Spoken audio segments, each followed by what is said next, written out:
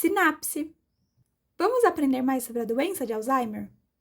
O Alzheimer é uma doença neurodegenerativa que afeta milhões de pessoas em todo o mundo, prejudicando as funções cognitivas e levando à perda de memória, alterações no comportamento e dificuldades nas tarefas diárias. A maioria dos casos ocorre em pessoas com 65 anos ou mais, mas também podem afetar indivíduos mais jovens, o Alzheimer de início precoce. A doença também tem um componente genético. Se alguém da sua família tem Alzheimer, suas chances de desenvolver a doença podem ser um pouco maiores. Mas existem outros fatores também, como o desenvolvimento de doenças cardiovasculares, a diabetes, hipertensão arterial, alto colesterol e tabagismo. Fatores ambientais, como a exposição prolongada à poluição. E estudos mostraram que o nível de escolaridade também é um fator de risco.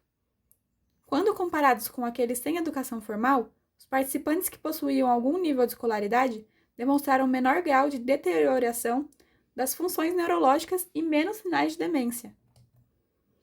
A principal característica da doença são duas anormalidades no cérebro. A primeira são as placas beta-amiloides, que são formadas quando pedaços da proteína beta-amiloide se agrupam. Os pequenos agrupamentos podem bloquear a sinalização entre as células nas sinapses.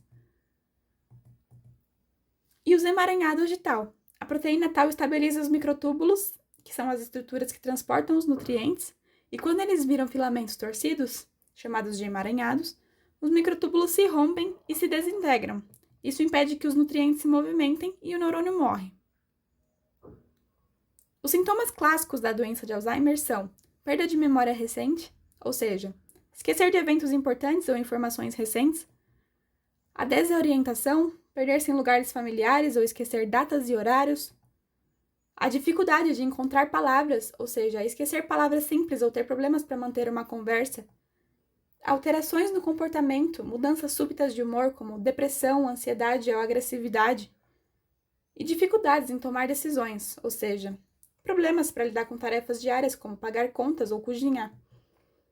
Existem 3 fases do Alzheimer. A fase inicial, ou fase leve, é marcada por uma perda de memória sutil, com dificuldades pequenas em lembrar nomes ou organizar tarefas.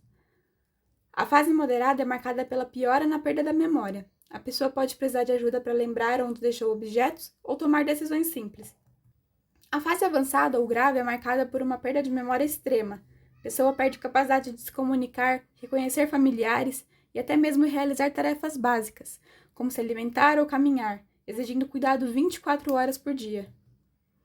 Atualmente não há cura para o Alzheimer, mas existem tratamentos que podem aliviar os sintomas e retardar a progressão da doença. Um dos tratamentos é com inibidores de colinesterase.